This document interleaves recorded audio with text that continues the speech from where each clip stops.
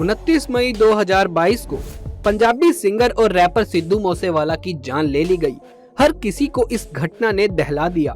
ये वारदात तब हुई जब सरकार ने उनकी सुरक्षा में लगे गार्ड्स को हटा दिया था। कहीं ये किसी की साजिश का इशारा तो नहीं? आखिर क्या कारण था इस वारदात का और शुभदीप सिंह कैसे बने सिद्धू मूसेवाला? पूरी कहानी जानने के लिए वीडियो को अंत तक जरूर देखें। सिद्धू मूसेवाला पर रविवार को कुछ बदमाशों ने ताबड़तोड़ फायरिंग की, जिसमें सिद्धू मूसेवाला और उनके दो साथी गंभीर रूप से घायल हो गए। तुरंत ही तीनों को अस्पताल में भर्ती कराया गया, जहां डॉक्टरों ने सिद्धू मूसेवाले को मृत घोषित कर दिया। सिद्धू मूसेवाला और उनके साथियों पर 30 राउंड फायरिंग की गई थी। सिद्धू मूसेवाला के वारदात में AN-94 रशियन असोल्ट राइफल का इस्तेमाल हुआ था।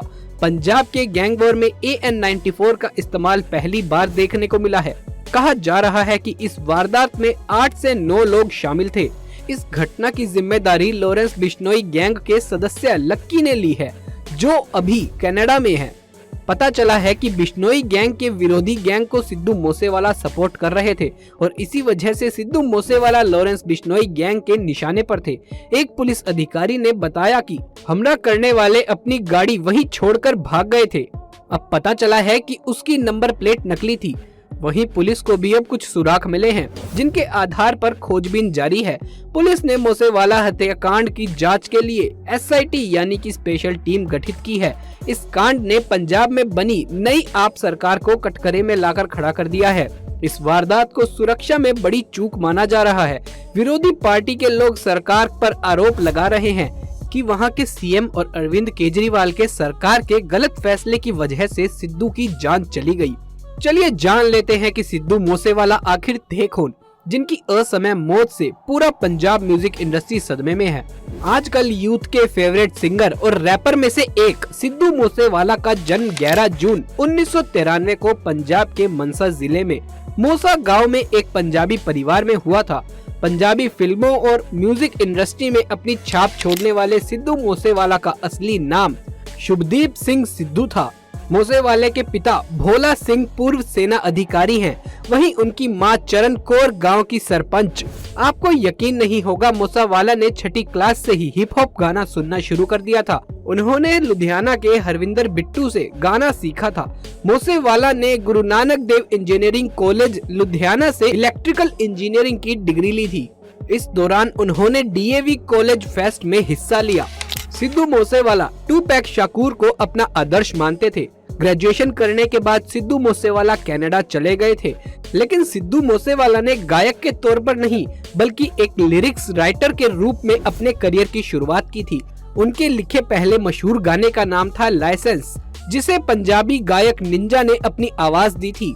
इसके बाद बतौर गायक सिद्धू मूसेवाला पहली बार अपने गाने जी वैगन के जरिए सबके सामने पेश हुए। साल 2018 में उन्होंने भारत में लाइव परफॉर्मेंस देना शुरू कर दिया था। उन्हें पहचान 2017 में आने वाले सो हाई गाने से मिली थी। इस गाने के लिए उन्हें ब्रिटिश एशिया टीवी म्यूजिक में बेस्ट लिरिसिस्ट का अवार्ड भी मिला था। इसके बाद ही सिद्धू मूसेवाला रातों रात एक चमकता सितारा बन गए थे। सिद्धू मूसेवाला के इस सो हाई सॉन्ग को 477 मिलियन व्यूज यूट्यूब पर मिले हैं, जो एक रिकॉर्ड है। इसके बाद उन्होंने कई फेमस हिट गाने भी दिए। सिद्धू मूसेवाला की गायकी के अनोखे अंदाज को देश दुनिया के तमाम लोगों ने सराहा था। सिद्धू मूसेवाला अपने गानों में बंदूक को हवा में लहराते हुए बड़ी बड़ी गाड़ियों को दिखाते थे, जिससे पता चलता था कि इन सब का असल जिंदगी में भी उन्हें शौक था। हालांकि इन सब को लेकर कई बार सिद्धू मूसेवाला को आलोचना का सामना भी करना पड़ा था। सिद्धू मूसेवाला पर आरोप था कि वो अपने गानों के जरिए गन कल्चर को बढ़ावा दे रहे हैं। साल 2019 में उन्होंने जट्टी जियो ने बोर दी बंदूक गाना रिलीज किया था। इस मामले में उनके खिलाफ पुलिस में शिकायत भी दर्ज हुई थी। सिद्धू का विवादों से हमेशा ही गहरा नाता रहा था। मूसेवाले की करण औजला के साथ लड़ाई थी। दोनों ने गानों, सोशल मीडिया हैंडलर और परफॉर्मेंसेस के जरिए अक्सर एक दूसरे पर हमले किए। 4 मई 2020 को मूसेवाला के 2 वीडियो वायरल हुए। इस वीडियो में वो 5 पुलिस अधिकारियों के साथ AK-47 का इस्तेमाल करने के लिए ट्रेनिंग लेते हुए दिखाई दिए और दूसरी में निजी पिस्तौल लिए हुए थे। घटना के सामने आने के बाद मूसेवाला की मदद करने वाले 6 पुलिस अधिकारियों को निलंबित कर दिया गया था। मूसेवाला ने गीत में सिख इतिहास में सुनहरे अक्षरों में अंकित सत्कार योग्य माई भागों के बारे में कुछ अपशब्द बोले थे। इस गीत से सिख समुदाय में गुस्सा भड़क गया था। श्री अकाल तख्त के जत्थेदार द्वारा मूसेवाला को पेश होने का आदेश जारी हुआ। मूसेवाला ने श्री अकाल तख्त पर पेश होकर माफी मांगी। इतना ही नहीं, अपनी छोटी सी उम्र में मूसेवाला ने कई क्षेत्रों में अपनी पहचान बना ली थी। यहाँ तक कि वो राजनीति में भी अपना हाथ आजमा चुके थे। सिद्धू मूसेवाला ने दिसंबर 2021 में कांग्रेस का दामन थामा था। उन्होंने राहुल गांधी से मुलाकात भी की थी, जिसकी एक तस्वीर काफी वायरल हुई थी। अभी पंजाब चुनाव में मूसेवाला कांग्रेस के टिकट पर विधानसभा का चुनाव भी लड़े थे, जिसमें उनको हार का मुंह देखना पड़ा था। उनकी इस तरह बेदर्दी से हत्या कर दी जाएगी, ये कोई सोच भी नहीं सकता था।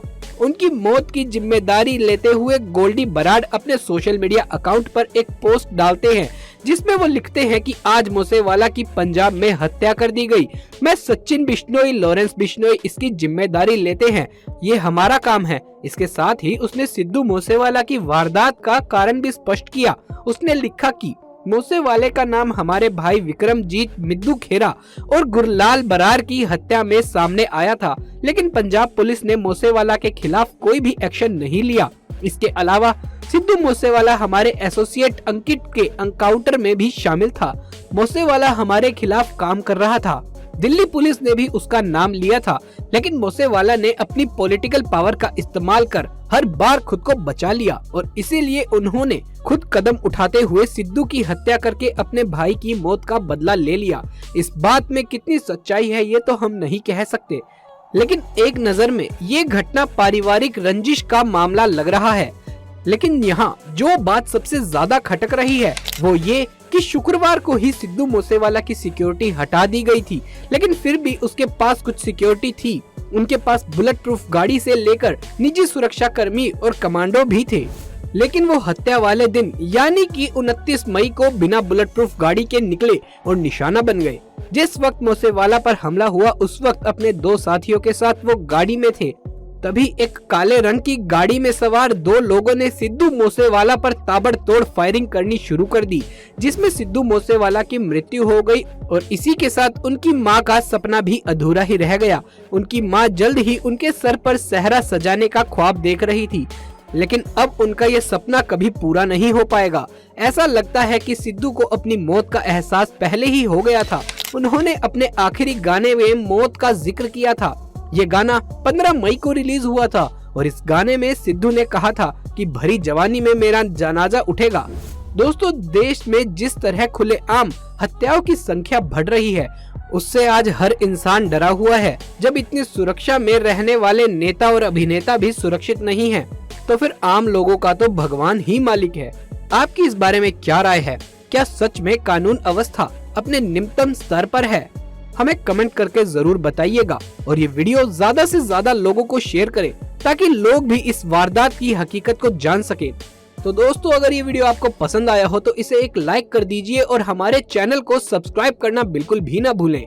जल्द मुलाकात होगी अगली वीडियो में, तब तक के लिए आप सभी का धन्यवाद।